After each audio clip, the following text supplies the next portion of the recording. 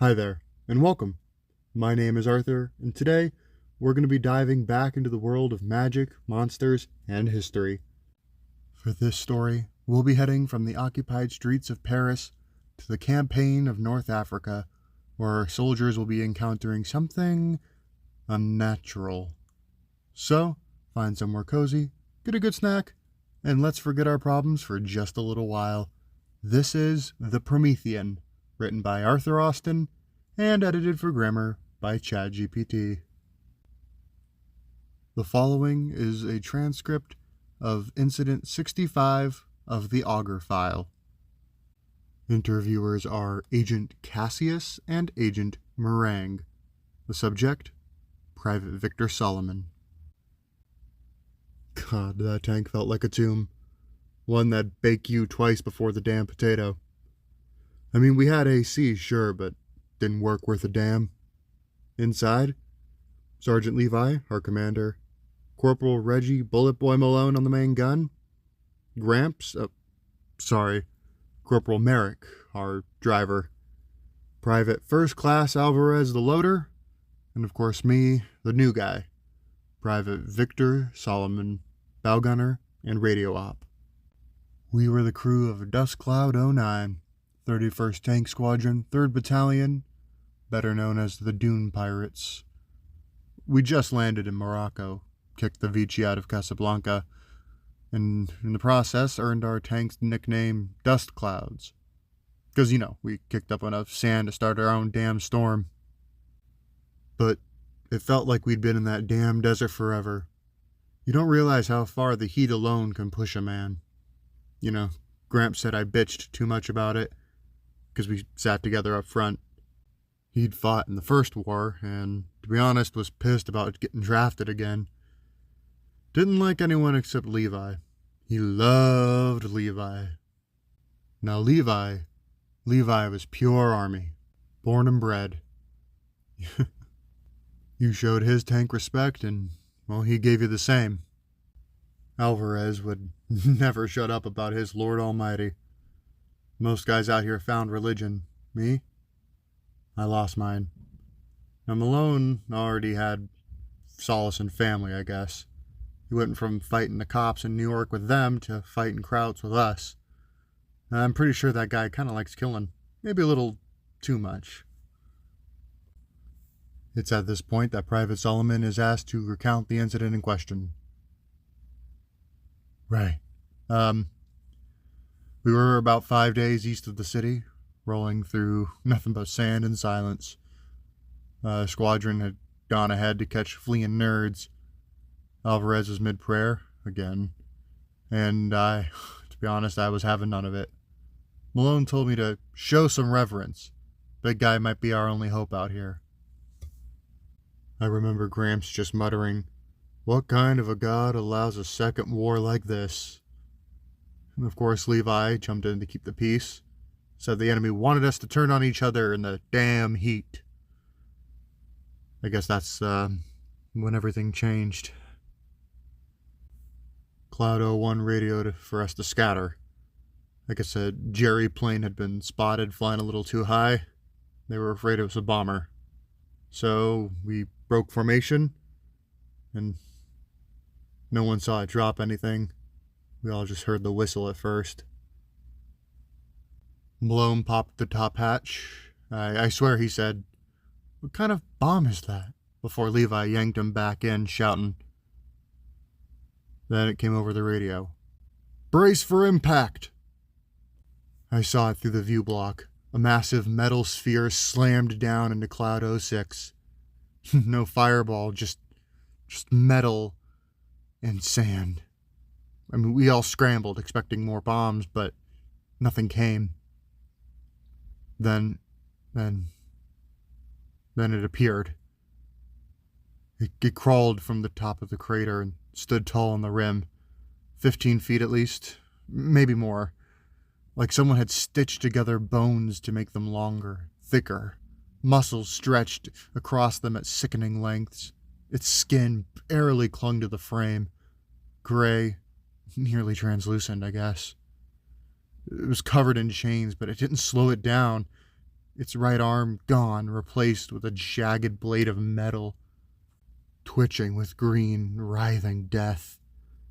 It leapt like a tank shell, flying straight across the sands into Cloud 07. They were annihilated instantly, tearing through it like confetti.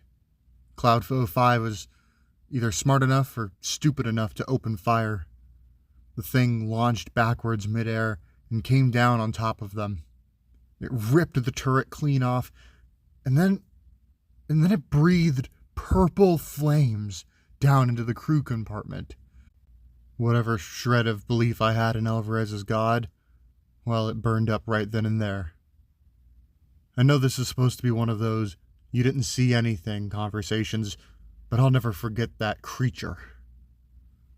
You don't know what it's like when your survival instinct just gives up. When you know death is coming and there's just nothing you can do. I mean, Alvarez, I guess he hadn't seen it yet.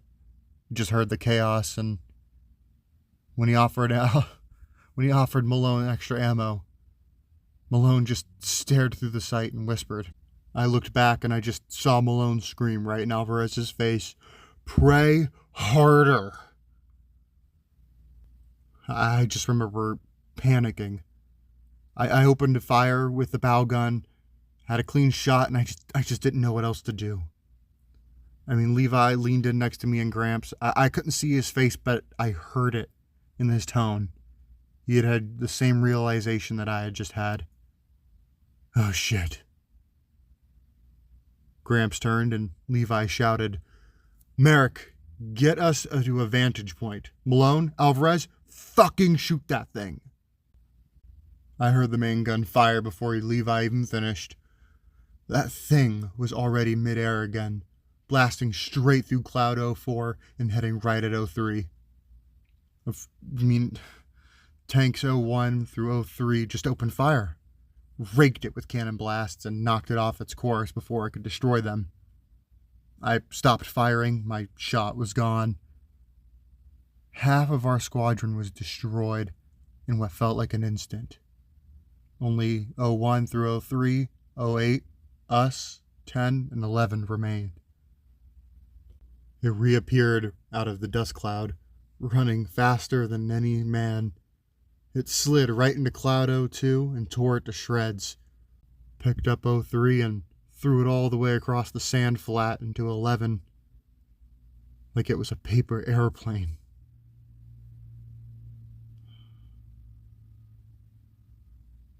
It's a special note here that Private Solomon pauses for 2 minutes before he resumes speaking. I'm good. Yeah. Sorry. Yeah, Gramps pulled us out of the way just in time. 03 missed us by inches. Took me at least a minute to realize I wasn't dead. 4 tanks left, I guess, at that point. I looked back out the viewfinder and I saw it tear right into 01. I think it flipped it over. Looked like it was tearing through it like a kid with a Christmas gift. "It's distracted," Gramps shouted right in my ear. And I turned to look. Malone was locked into his sight. Alvarez was clutching his cross, pale as ash, and Levi hunched over, thinking fast. "Solomon, who's left?" 8, 10, and us." Gramps dropped his face into his hands. Levi straightened up. "Merrick, get us in range of the main gun. Put sun in its eyes. Alvarez, count every shell. Every bone matters. Hang that cross on the turret. We'll need 'em. Solomon, radio the clouds. Tell 'em to follow our lead. Malone." And I saw that stupid grin on Malone's face. "When I say the word, let loose, big guy. Come on, boys. We've been finally given a fun enemy." That charming, dumbass bastard. God rest his soul. But it worked. I relayed the orders, the others joined us, and we flanked west. The evening sun lit the dunes behind us. I swear we looked like something out of an old western. There it was, standing on the ruined shreds of Cloud 01, lit by the dusk like it had crawled straight out of hell. And for a moment, it just stood still. Maybe that would be the last quiet moment I'll ever know. But Levi leaned in. Get on long range, call command, request backup and recovery. And you know what? I did. But you know that already. Then, boom. It launched off the tank, and Malone screamed, "With love from Manhattan," and opened fire. All 3 tanks followed, just trying to slow it down. The cannon blasts kicked up another giant dust cloud, and that was the plan. Blind it. But blinded us, too. I clutched the bow gun so tightly you couldn't pry me off with dynamite. Then everything just went quiet. I asked Malone if he could see anything, but he just laughed like a madman and then fired again into the darkness.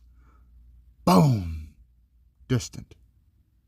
Then it shot out of the cloud, barely missed us. Gramps jerked the tank to the right, trying to dodge it. Inside that blinding cloud, we could hear it. The crashing, stomping, the hunting. It was looking for us. And it was probably that moment that we gave up our sanity. But we weren't going to die that easily. That's when the radio exploded with static. Contact, contact, contact! And then you could see it, the fireball of an explosion through the cloud. 2 of us left. Gramps tried asking Levi for orders, but no one could see, just smoke and darkness. And then it hit us, sliced right through the treads, dead in the water, no hope. I turned to Levi, but he didn't blink, just stared. Well, it's been fun, boys. Oh God, I'll never forget the blood. It crushed Malone in the turret and tore it off like foil. I just watched as his blood poured down into the compartment. Alvarez screamed, and the blade stabbed through the roof, over and over and over. Gramps was impaled, pulled up to the ceiling as it withdrew its blade and dropped him back down into his seat like a limp puppet. I curled up as tight as I could, tried to disappear. I heard Levi scream, and then it just disappeared into the distance. I think it might have... Oh, God. And then just nothing.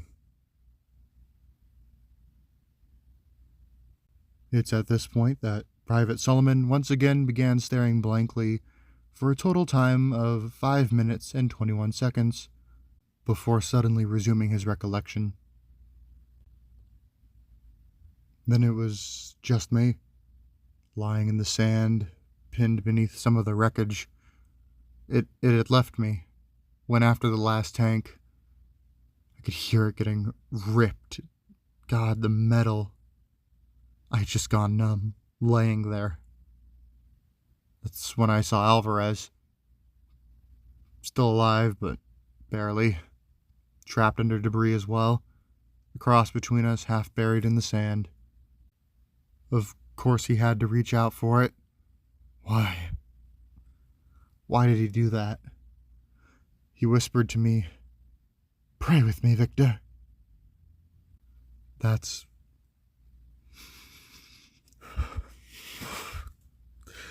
when I heard it. That rasping whisper. That inhuman speech. Victor.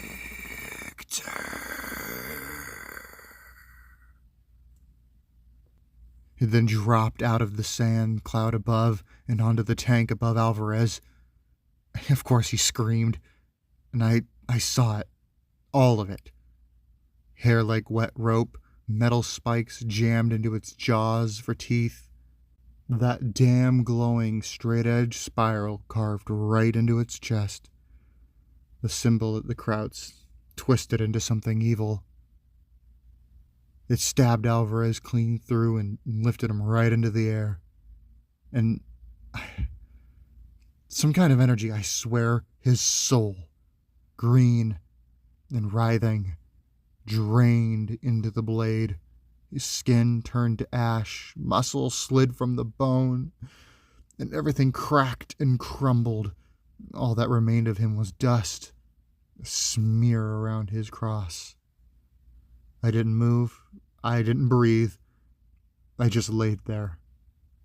I don't know if it thought I was dead or showed me some kind of mercy,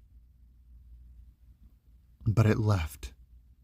And I don't know how long I waited before I dared even blink. When the sun finally rose, I was alive. Not luck, just some mistake that fate made. Shit, I don't care what it was. If you ever find it, run. Run as far as you can. Buy yourself time to make peace with your God or accept the nothingness. You won't win. Private Solomon is thanked for his honesty. Agent Cassius promotes him to the rank of corporal. And then Cassius asks if he is familiar with Dr. Viktor Frankenstein.